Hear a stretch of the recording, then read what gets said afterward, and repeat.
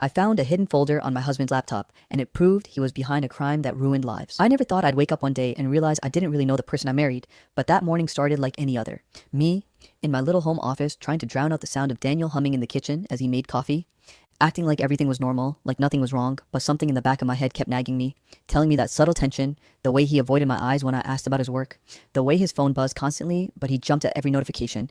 It was all off, and I tried to push it down, rationalize it, because I loved him. I'd sworn I loved him. And the thought that someone you trust could be capable of terrible things is not something you want to entertain. So I shoved the unease into the corner of my mind and focused on my laptop, logging into our shared account for work purposes, just glancing at the folders to make sure nothing was missing when my eye caught something odd.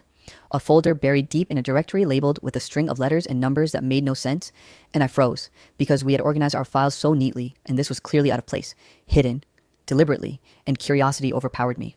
Curiosity and that irrational hope that it was nothing, that it was just some work-related nonsense Daniel forgot to tell me about. But when I clicked it, I realized quickly that nothing could prepare you for what's inside a folder that's meant to be secret. Because there it was. Documents, spreadsheets, photos, videos, files with names that hinted at real people, real families, real lives. And as I opened them one by one, my stomach twisted and churned because it was him, Daniel, my Daniel, behind a sprawling financial scam that had ruined multiple families, drained savings, destroyed reputations, and left people scrambling to survive. And the evidence was meticulous, cold, detailed, with receipts, transaction records, bank statements, email exchanges, screenshots of conversations, and in some of the videos, people crying, pleading, angry, terrified, and I felt my hands shake as I scrolled through, denial clawing at me, telling me this couldn't be real. Maybe he was coerced. Maybe someone had hacked into our system. Maybe I'd misread something, but everything aligned, every detail fit, and I couldn't ignore it. And what hurt most wasn't just the crime itself, it was the deliberate, calculated nature of it. The way he had covered his tracks, the way he had built a persona of normalcy, of husband, of friend, of someone you could trust. And now I had to face a terrifying reality that the person I'd built my life with had spent years orchestrating misery for others while I thought I was safe.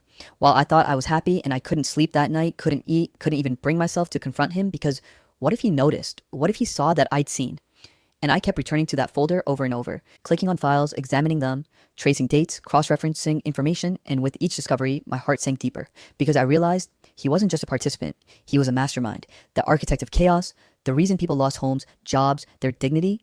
And I felt a mix of fear and fascination because my brain couldn't fully process how someone could compartmentalize their life like that, be charming at brunch, loving at dinner, and ruthless in private. And the more I looked, the more I noticed patterns, names repeating, locations, transactions, subtle hints that led me to believe there was even more. Things he hadn't left behind, things he would destroy if he suspected I knew. And I started piecing it together like a puzzle, my professional instincts kicking in. And that's when I found it, a folder within a folder, almost impossible to notice unless you knew. Full story link below.